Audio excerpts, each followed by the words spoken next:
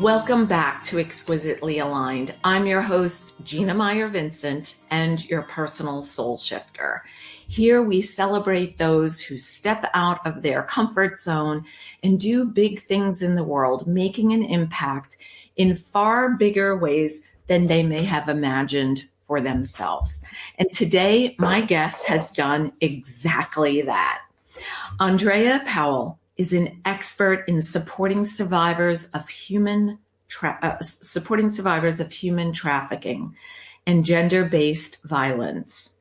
She has worked alongside more than 2,000 survivors to create safe homes, healing services, and advocacy. Andrea is the co-founder of Karana Rising and Fair Girls and provides expert testimony and advocacy for survivors of human trafficking to ensure survivors receive justice. Believe Me, oh, I have goosebumps as I'm saying this, Andrea. Believe Me is her first book. And welcome. I am so delighted to share this time with you. You're such a bright and shiny soul. Your smile illuminates for miles. And we've met once before, thanks to a brilliant introduction by both of our publishers, publisher. I can speak English on the show. I promise you I'll get better. And I just fell in love with you. You really exemplify what it means to live exquisitely aligned. And I'm so excited for our time together. Well, wonderful. I'm so happy to be here. So happy that we were able to meet, and just really excited to share and also just to generate some good thoughts for those who are listening. Yes. Awesome. So prior to today, you had told me that you were born in a small town and grew up in the woods in Texas. And when I read your bio, I think, wow, because I know where you are today, what you're doing around the world, that to hear that you grew up in a small town, when you told me that, it was like, I'm sorry, I think you need to repeat that. I think I misunderstood. Because here I see this international, beautiful woman with a voice making a huge impact. So tell us a little bit, share with us, if you don't mind, what it was like growing up in a small town. Absolutely. So a lot of people will say they grew up, in the country. I grew up in the woods. So parents worry about their teenagers sneaking out of the house. Like, where would I have gone with the squirrels? And so it's really, I would wake up as a kid on the weekends, when it was light, and pack up snacks in my backpack with books and writing tools. And me and my dog would go into the woods. We would find deer huts. For those of you who don't know what that is, if you're not, I don't. Yeah, okay, so that's like a tree house, but not a fun kind, a kind that men shoot deer from. Oh. But they weren't there most of the time. So I would climb up in those with my dolls and stickers and crayons and whatnot. And I would decorate their deer huts and sit there and write. So when they would come back, there would be a bunch of hearts and flowers, which I thought was a real gift. I was really making my mark. And as I got older, I think I started adding "don't kill deer" to my messages and things like this. So I was like a little protester. And I'll close with saying there's a lot of people who own land around there, but it's cattle land. So that's why there's no people. We had a neighbor named Bert, but he died. And my parents still live out there, but there's barbed wire everywhere. And as a kid, I knew barbed wire must mean you're not supposed to go in there. So I figured out how to get through the barbed wire without getting hurt. And my dog figured the same out. And we would the barbed wire was more of a nuisance. It did not stop us. And so I think that sort of like it defines a lot of my life. I was going to say, it really, I mean, isn't it fascinating going back, like it's 2020, right? The vision, the clarity. But sorry, I get excited when you speak. Go ahead. No, that's it. I mean, I feel like that there's a lot that you can change. You're traveling, you're seeing new things, you have good and bad experiences. But I believe at your very deepest core, you are always you. Yes. And just repeat that at your very deepest core, because I think that's if you hear nothing else today, Yeah, this it is really is true. yeah, If just no matter what else is happening at your very core, it's you, yeah, not your experiences, not your thoughts, you right here. yeah. And that is it's funny how everything aligns, right? So prior to us getting on and filming right now, I had a conversation with somebody brand new that I had met at a networking event very briefly. It was very noisy, a lot of masculine energy. She was an amazing woman, and I knew I met her for a reason. She was signing everybody in to the event. And so I was like, I need your card. We need to connect where it's quieter. And she was asking me, who do you follow? Who are three people you follow? Hmm. And I thought to myself, you don't know me very well, but I'll answer your question. I said, me, myself, and I. And, I said, if you're asking like whose books, like, past two people that I admire would be Wayne Dyer and Louise Hay. I love their works. But it's like the truth is, I believe, just like we were talking about, our core has all of our answers, all of our inner knowings, all of our guidance. Like you knew you were here to make a mark, and with your markers and your crayons at a young age, and leave your fingerprint, your thumbprint on the wall so that they had new wallpaper with your message of, hey, don't kill the deer. They're here for something special. Admire them from this view of above, right? Mm-hmm. So Yes, I thank you love for my snack spot. exactly. I love that. I love that. So another time when we were talking, you were talking about how you began to travel. Can you share? Because I love traveling. For me, I like to say that we allowed our kids to have not allowed. We got our kids passports, and we're trying to show them the world at a very young age and continually, because I believe in world schooling, and you Oh, hinted on that about what we can learn. And I know we had a fascinating short conversation about that. So I'd love for you to take it away. yeah. So having, spent my time in a very small community, I always wanted to travel. In fourth grade, I got a French book and a dictionary, and I attempted with no language training at all to read that book. Wow. And it took me months, but I did it, sort of. So I got the gist of it. It was Les Mis. I didn't start small. But I just knew in my heart I wanted so badly to travel. I specifically was interested in France, Yeah. French history in my family, Mm. and but there weren't any exchange programs to go to France from my university, Texas State. Mm. But there was one to go to Germany, and it was in my department. I was studying, of all things, geography, like urban planning, which Yeah. yeah, I mean, I'm so passionate about it, but didn't end up being my life purpose. But Yeah. nonetheless, I applied. I was 17. I got in. The very nervous professor agreed to take the minor with him and the other college students, and watched me like a hawk. Yeah. Uh, but I just fell in love with meeting new people, Yeah. understanding different cultures. In that part of Germany, it was predominantly a Turkish community. Right.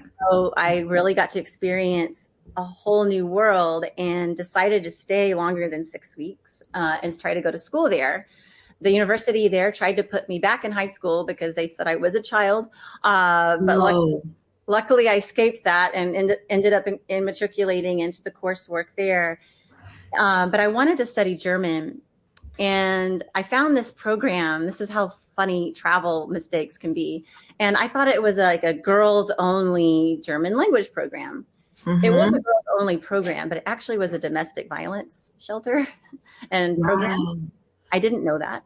I Yeah. came in, I asked about learning German. They accepted me. They asked me questions. I thought they were a little strange and invasive to just take German classes, but I answered all my questions, sat down next to a young woman, and we became friends. And it turns out that she was, to my knowledge, the first victim of human trafficking I had ever met. And she wouldn't have known that terminology either. She was living with a man who she was a debt payment, and she was an indentured slave to him and his wives, multiple wives. And she was originally from Syria, but had grown up in Bosnia. And we started to plot for her to leave with me.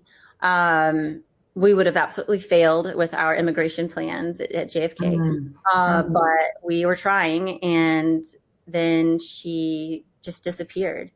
And the response I got from everyone, including law enforcement, was, that's just what happens to girls like that. And it wasn't just that it made me angry for her. Right. I'm a girl like that. Right. We all are. Right. And so I started a journey that took me to Bosnia, eventually later in life, Serbia, and just going to places that scared me a little. But it's funny because of all the places I've been, the one place my parents were like, "Oh no, don't go," was Belgium. And I was like, what do you think? I'm going to be attacked by Flemish separatists? Like, but going to these places and just seeing, yes, the darkness. Yeah. I definitely have seen the darkest of brothels. I've seen corruption. I've seen a lot, but I've also seen the most ingenious, crafty, brave women. It's just phenomenal. And that's what kept making me want to keep going out there in the world to find those people and bring them together. Yeah. And just really move in concert as a wave of change and not just, popping here and there, if that makes sense. No. And so there it goes. Yeah. kind of apropos for the conversation. Right. Exactly. It was like, yes, you go, girl. Travel on. Right. No. I think that it's just so eye-opening speaking to you because you're so bright and shiny, and you always have a beautiful smile and way about you. And yet the work that you're doing is, to me, I mean, maybe some would argue, but so dark and heavy, right? Mm-hmm. And that you're able to see the beauty in the darkness. And I think that is a gift that you have.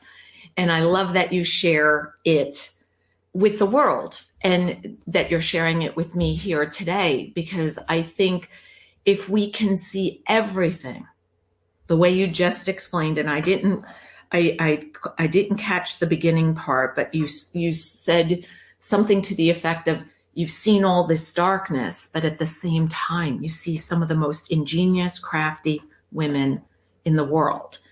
And I think that when we are able to see the dualities in anything, in a marriage, in raising a teenager, because I still have one in the house, in caring for aging parents, in change of a career or within a corporation, things that we can't control, right? Because this was way out of your control as one single woman, but not anymore, right? More than 2,000, right? People like you, but it empowered you. And I love the fact that you aligned and really saw that, hey, this is my calling. As you shifted into this, where were your family and friends? Because I could imagine as a mom, a little bit being like, oh, wait, hold on, can you do it in a smaller way? Or because I think it's natural for us to fear, like your parents, be careful there. You're a beautiful, young, vibrant girl going into some of the darkest brothels, as you were saying, seeing some of the worst things imaginable in 2024, where I feel like we should be living a different life. The age of Aquarian should be beautiful and fabulous and peaceful. And you're not seeing that. So was everybody in support of you, or were there a few people saying, hey? I got some positive responses. I'll share those, and some ones that were challenging. And one of the challenging ones kind of makes me laugh now, but I got a lot of like, oh, you're 21, you're 22. Why don't you intern for a big women's organization and learn about women's rights? And it's like, I am a woman and I have rights. I don't know. What do you think I've been doing all these years? But, well, that's what I was thinking. That's exactly what I was thinking.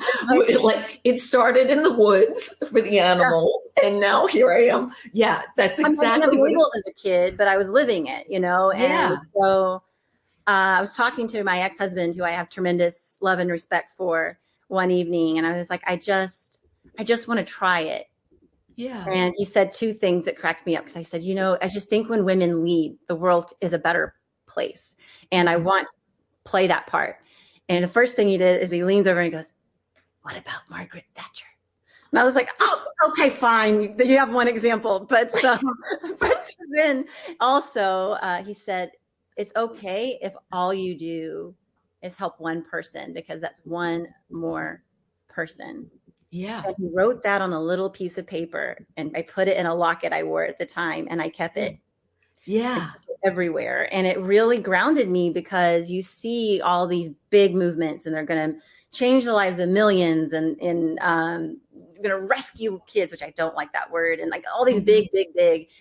I really believe you've got to come here and move organically when you're supporting someone. And I was just speaking to a woman last week who's in a situation of the kind I would help on, and it's very dangerous. She's really in danger right now, and she had not gotten any support, and she was trying to do it on her own. I don't remember how she found me, but I sat down with her and just mapping out, okay, here's where we can heal here.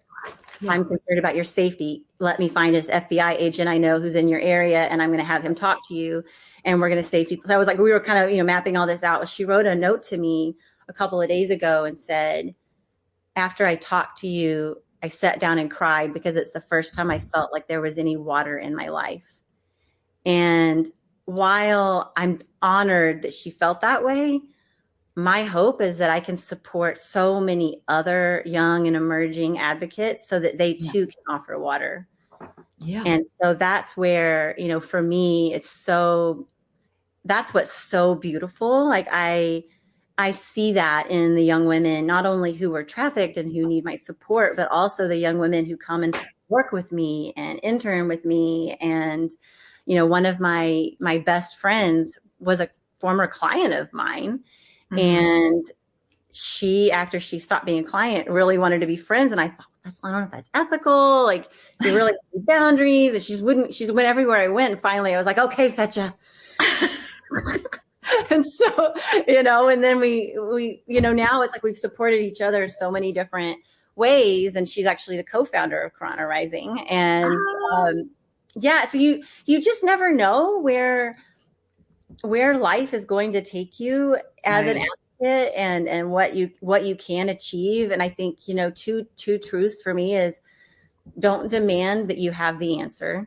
You're there to open doors. How people walk through them is their choice. And I can't tell you as an advocate how many times I've seen someone going down a path and I'm just like, I can't watch. I just can't watch. Yeah. But it's really, that's really your role. And the other is, if you fail, is that better than doing nothing at all? Right. And that's a question that you have to ask. Like, am I okay with this not working? Mm-hmm. Am I okay with doing nothing and never knowing? Right. And, and is the answer, I think, the right one now actually going to be the right one later? Mm-hmm. So. Yeah. Sorry, I don't want to go on philosophy hour with you, but no. I this is what I love. This is why I wanted to have you come back. As we were getting ready to start, I was like, oh yeah, we're gonna have to talk again. I feel it. No, there's so many words of wisdom that you share, and I feel like everything you say, Andrea, I know it applies to the work you do, but it also applies to living life. Exactly. And that is why I'm so happy to have this time with you. And I'm going to ask to be your friend when we hang up. I'm going to follow you everywhere. We're not too far away. Yeah, we're not too far away. So it's possible I might be where you are tomorrow. No. Oh, wonderful. You'll be like, oh my God, she really is at the beach. What is she doing here? And her whole family is here. No, but all of these things that you're saying are so true. We don't know what's to come, and like they say, you can lead a horse to water, but you cannot force it to drink. And I think what's the other one about the student, right? The teacher hears when the student's ready. And there are times that I'm sure are certainly heartbreaking, along with, because I know you see the other side, the stories that, like you just saying, she's a co-founder with Karana Rising. And I love the name. I thought it was Sanskrit, but I did ask you before we hit the record. So I'd love, because at the time I didn't know what it meant and I didn't look it up, shame on me, but I'd love for you to explain how you came to pick such a powerful word and what it means. And why don't you say a little bit about Sanskrit too, because I don't speak of it, maybe only mention it once or twice on an episode. So it's not something I speak of often. Sure. So I believe when you're in service to someone else, that you're not there to rescue, you're not there to save, you're there to serve. And even the most destitute person has a right to choose who serves them. And when you think of it that way, the people who you are serving are dear ones. And the late Thich Nhat Hanh, who's a Buddhist monk who is one of my great teachers, he talks about that sense of letting go, of not holding on. And when you hold someone dear, you should help them rise. Karana means dear one in Sanskrit, and which I think is a beautiful language. I don't have any direct connection, but I think it's beautiful. And rising, of course, is rising. So dear one rising, and it's really, Karana Rising specifically works with young women and girls and a couple of boys who have experienced sex trafficking, but as a result of that, were incarcerated. And so almost all of the survivors I've worked with in the U.S. have had some connection to the criminal punishment system. And I use the term criminal punishment system instead of justice system is because in this case, this was not justice. So we really wanted to dig deep into what are the roots, how do we change hearts and minds and systems, and you may ask this later, so I won't share too much at the moment. But oh no, go ahead. So back in 2012, we were in this media flurry with Fair Girls, and I would be on the couch crying when journalists would call us. I'd be like, I'm so sick of this. But we were talking about a website called Backpage.com where women and girls were being sold openly, 20,000 ads a day.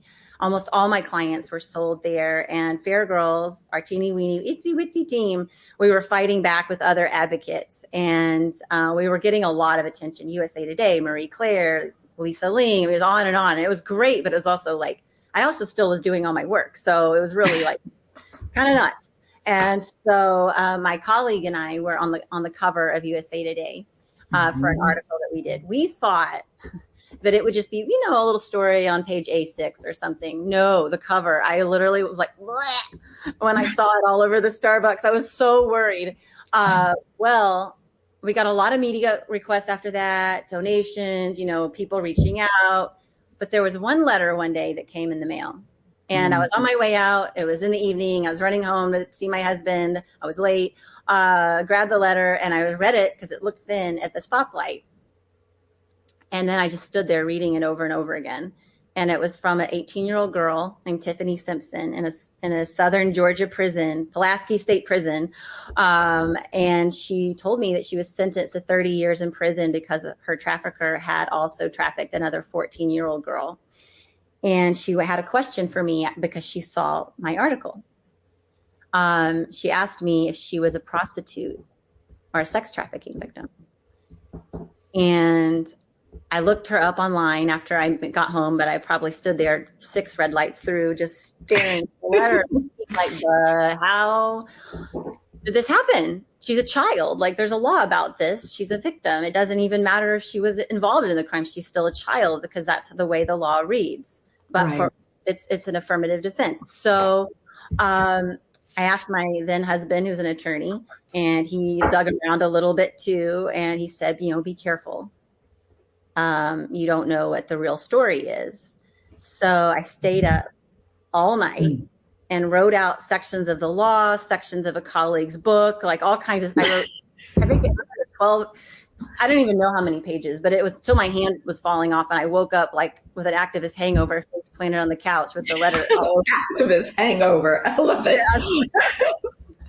It's a real thing, my friend. And so it sounds like it, but I can imagine the adrenaline being able to get you through writing, like you were saying. Yeah. Oh yeah. Well, and I had the hangover from it. Yeah. Because we didn't have any other mechanism at that point. So I wrote Tiffany, and thus began this journey. I called the sheriff in the small town where she was, and he acted like he didn't know who she was. I finally got him to fess up that he did. And then he said he wasn't going to help that nigger loving hoe. And what year was this? Let's 2012. 2012. He knew better. Words like that, like thoughts came out of the mind even thought that, and then the lips allow, and the vocal box. Okay, I'm. So my heart was racing. 2012, and I knew, I was like, okay. Again, being from Texas, I can speak Southern, so I know that he's thinking, "What's this DC woman getting up in my business?" Da, da, da, da, da, da. Mm-hmm.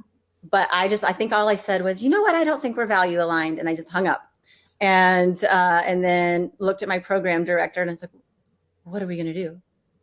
Yeah. What are we going to do? And so, because I was going to get her out right then, like we were, it was Thursday. I needed her out by weekend. Come on, schedule. Right. But I don't know you that well, but I do know that you're an action taker. I do know that about you. So then I was calling around. Well, ultimately, it did not work out that weekend, but we helped find her another pro bono attorney. Wonderful. And the years went on as he said he was working on what's called a habeas hearing, which is basically to prove the first attorney was ineffective, which he was. He referred to her as damaged goods. That was about as nice as he was in court. Wow. I won't get into him. He just got disbarred. So yay. Can't hurt other people. But nonetheless, that pro bono attorney, for a lack of a better way to say it, lost his passion for helping Tiffany. And when COVID started, I looked at Fetcha and I was like, you know what? We have to make a petition. We have to go public. Other girls have gotten out. One in particular is Toya Brown. We're going to get the attention of the governor. We're going to make this. We're going to help her. Well, we started out. It was April of 2020. I was terrified because keeping the confidences of your client is a big feature of what I do. But Tiffany had agreed. We wrote it. We had one photo of Tiffany at that time. One. Because her mom had lost all her photos. Her dad was in prison for life. I have a lot of heart and soul for him, but he didn't have any photos either. And so we took that one picture off her Facebook page, and that's it. That's all we had. And it turned into a storm. But it was like having to make Tiffany reappear on the outside while she was locked up in there. And it was really scary during COVID in these prisons. That's a story to tell, but I was terrified. Well, finally, once again, her attorney wasn't going to show up in court and we weren't going to have a hearing. And he was saying it was COVID. And I was like, well, can't you use like Zoom or something? No. Yeah. And so I called the U.S. State Department has an ambassadorship called the Office to Combat Trafficking in Persons. And the then ambassador, Mr. Richmond, is a former prosecutor. So So I wrote him an email. We spoke. I was like, Mr. Richmond, do you know any attorneys in Georgia who might help Tiffany pro bono? I think she's going to die in there. Yeah. And he's like, well, I know a woman named Susan Coppage. I was like, but Susan is a former ambassador. I mean, she's a big shot. That's like calling Beyonce in my field. You don't just call Beyonce. But her name is Susan Coppage. And she's going to love knowing she's the Beyonce of the anti-trafficking movement. But, nonetheless, I called her. I gave my spiel. And I said, you know an attorney who would take her case? And she was like, I do. And I was like, who? She's like, me. And I was like, oh. And so, and it was like, I mean, I was bouncing off the walls. I woke up the neighbors. I think I even danced on the bed. I mean, I was just like, yes. Yeah. And so then I wrote Tiffany, and Tiffany was like, I see you're really excited. I have no idea what you're talking about, but I'll agree to have her represent me. I was like, good, thank you. And so then we went on to be, Mira Sorvino, the actor, was super involved in Tiffany's case, helped support us, did an IG Live. Sharon Stone got involved. Justin Baldoni got involved. Like all these big names. The petition got 90,000 signatures, including the day that Tiffany's mother passed away. We got 20,000 signatures that night that she passed away. And I believe with my soul that was his mom saying goodbye. Yeah. Yeah. Because we tried, I called Mira and others. I was like, did you boost that petition? They're like, nope, not us. I was like, so because we're not a big name, we were featured in, Washington Post. Eventually, Susan got the law changed in Georgia where they have something called vacature for victims of trafficking. So what vacature means is you vacate, you take away the crime. And so it's dependent on the fact that Tiffany was a victim at the time. So on November 21st, 2022, a year and a half ago, we went to this small Georgia courtroom. And I mean, it was small. There wasn't even a chair for the witness. It was just a taped red X. And I was like, if I get nearby, I'll get you guys a chair. Yeah. So like, we've got to figure this out. But the district attorney was there.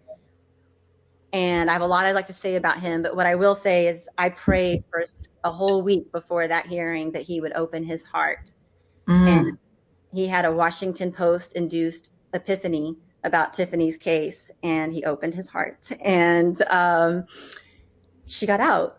Yeah. And it was one of the best moments for Tiffany, but also just even the guards were crying. I mean, it just, Tiffany, obviously I'm biased because we went from Miss Powell and Miss Simpson to love you, sis. 10 years. You have to love. You won't succeed in this if you don't love. And so at the end of every call, because we eventually got to do prison calls, at the last, with 15 minutes, at the 14-minute mark, their voice would come on, a woman's voice to say, you have 1 minute remaining. Yeah. And I got to hug Tiffany that day. She whispered in my ear, we have all the minutes now. And it just like, so with Karana, that's where we deeply dive into these individual, I hate to use the term case, experiences. Yeah. And honestly, there have been ones that in a way we didn't win. I'm working with a brother and a sister and the mom down in Texas, and we have to be patient to file what we want to file. And it's nuanced and it's scary. But I'm comfortable with deep impact, and I'm hoping that we will be able to use not only Tiffany's case, but the book that's outcoming that I it's technically published, but not quite out yet. Use that to hopefully reach sheriffs and judges and law students and district attorneys and social workers so that we change and shift the system. And because those laws are only as good as the hearts of those who implement them. Right. And that's something I've learned is I am not an anti-law enforcement person. I know a lot of people in my community are. I've seen some great detectives who just put their hearts in my. I had a detective once on Christmas take 2 of my clients to the zoo. I went to the safe house we were running to find them, and I was told he did this, and I called him up. I was like, you took my clients to the zoo? And so, do you have no boundaries? And so he was like, well, my wife just said that, no kids should be alone. So here I am. I was like, okay. Could you have them home before dark? So you see the humanity in all of these people, I think. Yes. And people you often don't expect. Like some of my best allies in this are probation officers. Yeah. Because they've typically been through stuff too. Right. And they've And seen a lot. I love that you see and find the goodness and are able to see the big picture. And I think that the work you do is so phenomenal. I don't even have words for it. But even I'm going to add to, like with your book, to even open the hearts and eyes of everyone in the world, whoever reads it or speaks of it after they read it and share, so that more and more men and women step up, maybe intern with you, donate to you, support you in any way, shape, and form. Ask to come work alongside you, whatever that is, because I think one of the things I firmly believe and have seen in action is that when we align with who we are, which I believe you're exquisite and you exemplify that 1,000-fold, but I believe you gave so many examples today so far in our time together of how that when you do align with who you are at your core, like we started at the beginning when you were speaking, it's like doors open, doors that you weren't imagining, right? The Beyonce of advocacy, the this, the that, I think you said Sharon Stone. I forgot everyone's names. I think I wrote them down, but like those were people, had you not stepped boldly and courageously into who you are, what you're here to do, you wouldn't have met. And Tiffany even, right? Like, so it's like this, I think of the Tasmanian Devil cartoon, like this whirling, this swirling, whirling, but when we take that step and get outside of our box and truly be and own who you are and using your voice in that way, and even writing a book in that way, right? Another way of using your voice in your written word, your spoken word, your magazine interviews, your podcast interviews. People come out and support you. And I think that's one thing I just want to remind people about, because you don't have to do everything alone. No. And as your brilliant ex said, if you can help one person, then, and it just starts to snowball, right? Over 2,000. Yeah, keep going. Go ahead. Sorry. Yeah, I saw that with Tiffany. So I was in debate in high school. I'm coming out. Yes, I was a super nerd. But I loved it. And there was an older student who would volunteer named David Gratz. He went on to be an attorney. We lost touch, just as one does when you leave your small town. Well, he was following Tiffany's case, unbeknownst to me, reached out to me and said, I've got a friend down here who's representing death row clients, and there's the 2 kids who are probably victims of trafficking. I think you two should talk. Ooh. And so I was like, sure, I'll chat with her. And so I got on the phone with this woman, Anna. Then I got in touch with the kid's mom.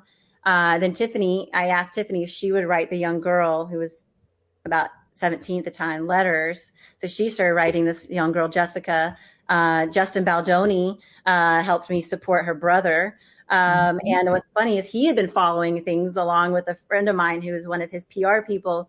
And I didn't know who he was. That was the extra funny part, is my friend was like, Justin Baldoni. I was like, no. Like, oh, he's a podcast. Oh, he's an actor. Oh, he's really nice. Yeah, I'd love to work with him. And so, but it's funny because, it snowballs. And then from that, another woman in Texas and another woman in Texas and another woman in Georgia and another woman in Minnesota. And it got to the point. And one day I was reading the CNN, I think it was, and there was a girl next to an older man, and her eyes were red and her cheek was puffy, and she was implicated in a sex trafficking scheme of a high-level Republican donor, Antonio Lazaro. Well, I looked at her I showed Tiffany through the video screen. At this point, we had mastered videos. And I was like, do you see what I see? She's like, I see it. And it's like, she's a victim. And so it took me 3 months, and I'm not going to explain some of the not totally on the up and up ways I went about this, but I found her and found her attorneys, got them to believe me. And then I was like, I just want to talk for Gisela for a minute. And so ultimately we were able to work with Gisela, and unfortunately, she does have to serve time, but it's not death row. It's not life. It's, 18 months. And, but that wouldn't have, so it all builds, and I have faith that everyone, contributes in their own way. A lot of folks wanted to do media with Tiffany when she was released. We worked with one Post reporter, but she's an adult. It is her choice, but I heavily advise no more media. Live your life. Yeah. Go enjoy. Wear sweatpants to Starbucks and don't worry about anyone following you.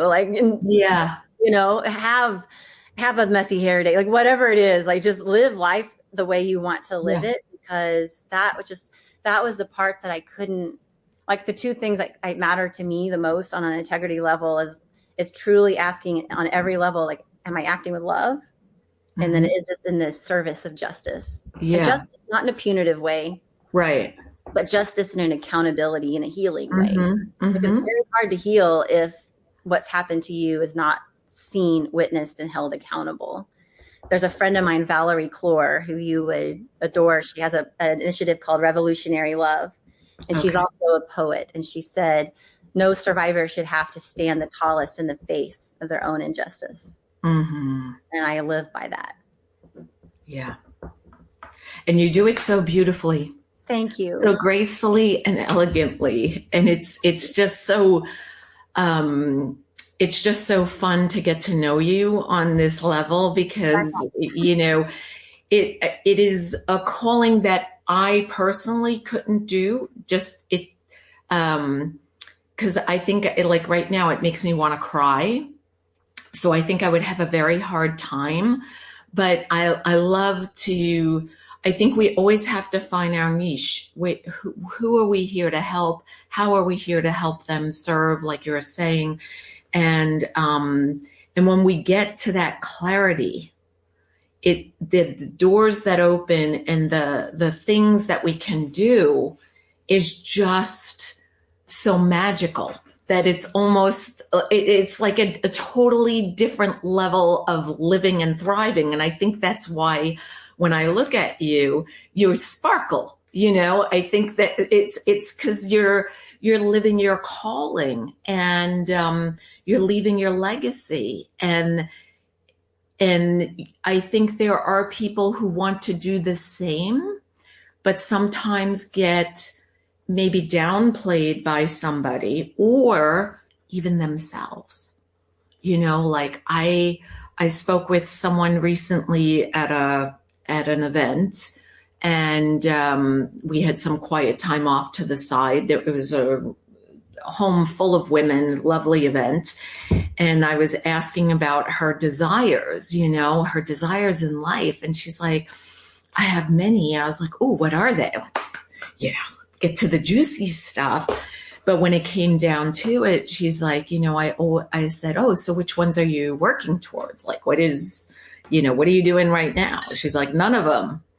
Okay, why? And I was like, we need to talk. We need to talk further outside of this room full of women, outside of this event. I want to help you. But, it was so sad to me because she had some amazing desires, but she was getting in her way. No one else, not her kids, not her husband, not her friends, but only herself. And I think that it happens. So what advice do you have for someone who might be struggling with either they themselves or someone else is trying to keep them smaller than you are? Yeah, I think that different things resonate with different people. However, yes. I want to get back to this core thing. When are you leading with love, and when are you leading with fear? Yes. And if it's okay when you're leading with fear, though, ask yourself what the fears are and be very specific. You can, I Mm. suggest writing it down. Mhm. If you're going to read it, then you can eat it or throw it away after. Right. But I highly recommend the visual and then Yes, reading me it. too. And when you read it, does it make sense? Right. Because if it does, well then okay, we've got to resolve that. That's what Right. we've got to work on that. If it doesn't, then what you have here, my friends, is a fake monster. Yes. And since it's fake, you don't have to worry about it. So, Right. but and it can be incremental. And Mhm. when you're leading with love, you'll know because Yeah. it will glow within you. Yes. And people will randomly tell you, like, I'll tell you this little story. I went through a traumatic breakup some years ago. I was devastated. Mhm. Really loved this person. And I wasn't wearing makeup. I felt like I was a crying mess. I dragged myself out of the apartment, took my daughter to school, was going to a coffee shop. And I was just gonna make it through, and I was trying to write these short stories for kids, and I was on a consult, I was doing all this stuff for Tiffany, and I walk in, and I'm standing there like holding it together, and the barista who I knew said, "You always just come in here glowing and smiling, and you're so pretty, and you brighten the day," and I was just like, eh?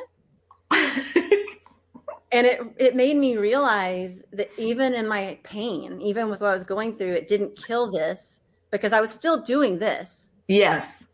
I was still going to talk to Tiffany that afternoon, I'm pretty sure. Mhm.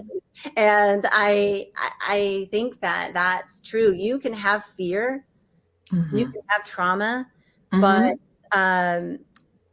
and I'm borrowing this from a young lady who died of cancer who went by Nightbird, who was a performer on American Idol. And Okay. she said something to Simon Cowell that made him Mhm. cry. And it always makes me tear up. You can't wait till life isn't hard anymore. Mm. Follow your dream. Right. Yeah.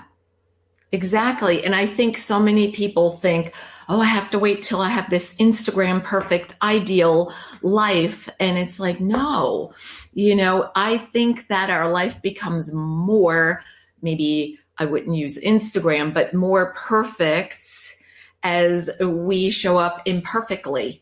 And with love is from a quantum physics standpoint, not to get too technical, but I'm very much energy sensitive. And I love the word that you use, love, often, because it vibrates at such a high level. And when we align with that, it really changes our health and well-being and our mental outlook and the possibilities and all that's possible, not only for us, but those around us. And like the barista recognizing, seeing you and acknowledging that in you that's a great, you're always chock full of great stories. But I'm looking at the clock and I see that I have to ask you to come back because, as you know, and they do not, but you and I know, there were so many more things I had on my list that I wanted to touch base on. So I'd love to have you back as time permits because Yes.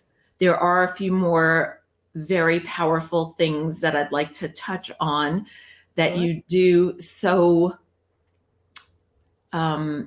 what seems to be effortlessly. Maybe behind the scenes there's a little effort in there, but you really have become exactly what the world is missing today.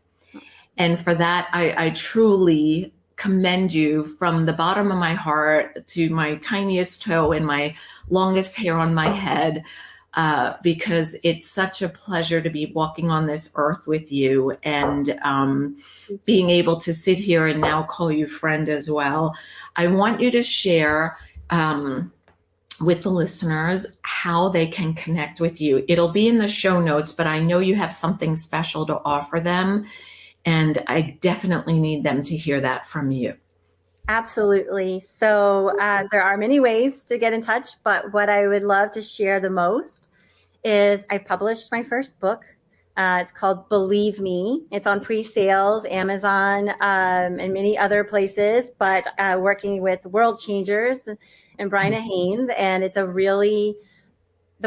this is it's technically a memoir, but really it's a vehicle to showcase how two women, excuse the puppy, how two women are able to change their world and the world around them through the sheer force of love and kindness. Mhm. because Steve and Mm-hmm. I didn't meet. That hug in the courtroom was the first time we Yeah, really do that. So, I want people to read the book if you're open to it as an absolutely. invitation to join us.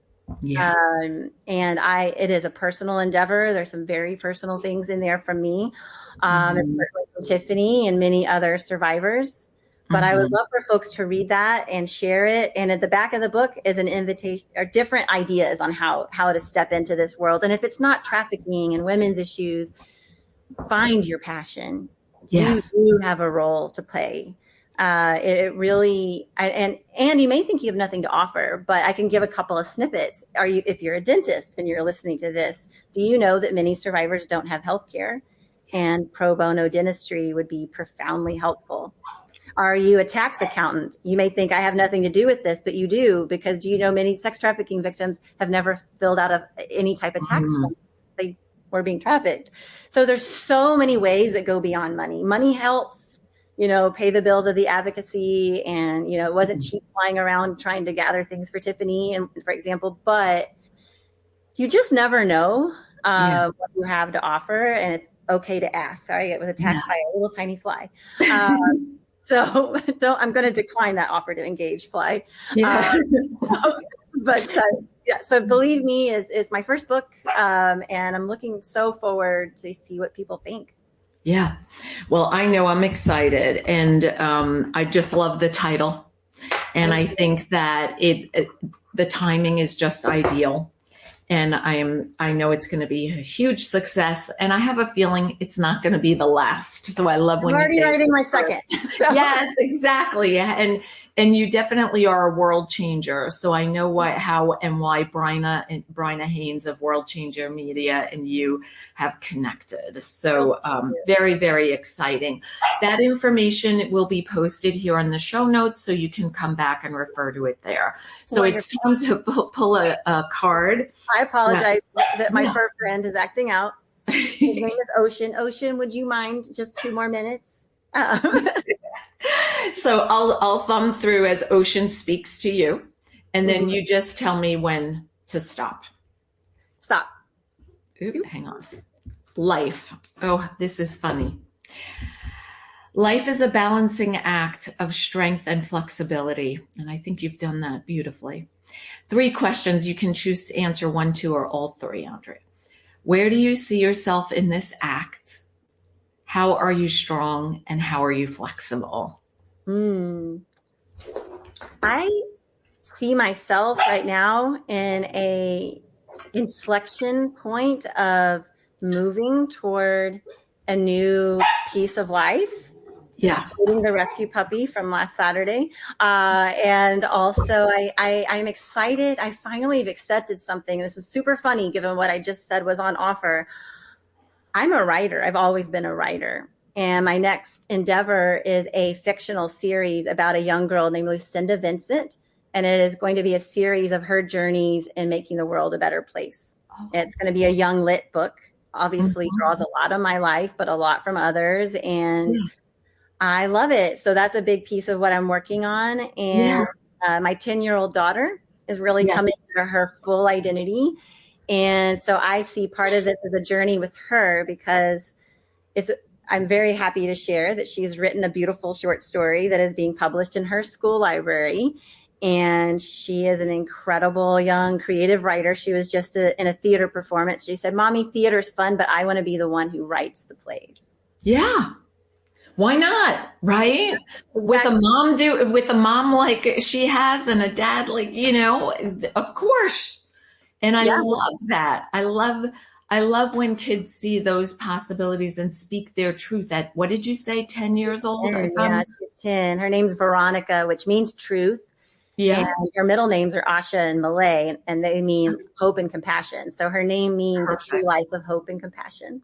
Yeah. And I'm here to make sure she has that opportunity. So Yeah. And yeah. you're doing it beautifully. Thank you. I think you had told me you'll be published about the same time, mother and daughter. She And actually pointed that out. She was like, "Oh, we're on the journey together, Mom." I was like, "Yes." she's so brilliant, and I love that. And she just, even though I haven't met her, I feel like she is a mini you, like She is a beautiful little human. Well, Yes. with my dog has reached the end of his rope. So. Yes, and I'm going to let you go. So thank you so much. You. Thank you for sharing transparently, and thank you for the work that you're doing on this amazing earth. And especially, Andrea, for you to see the duality in everything. Absolutely. I mean, that is a huge gift that you're giving not only your daughter, but your entire team, all the men and women and children that you're helping in this journey, whether they be the survivors or the teams of people that help you behind the scenes. And for that, I commend you. It's phenomenal. And I would love to have you back because there are a few other things. So, but I want to say to everyone, if what she has said to you has struck a chord in any way, shape, and form, in that you're ready to step into your calling, your legacy, I'd love to get on the phone and just see if we can figure out what possibilities lie in front of you. Sometimes having someone else who sees things bigger than life is a little helpful to just give you that nugget that helps you on your next way.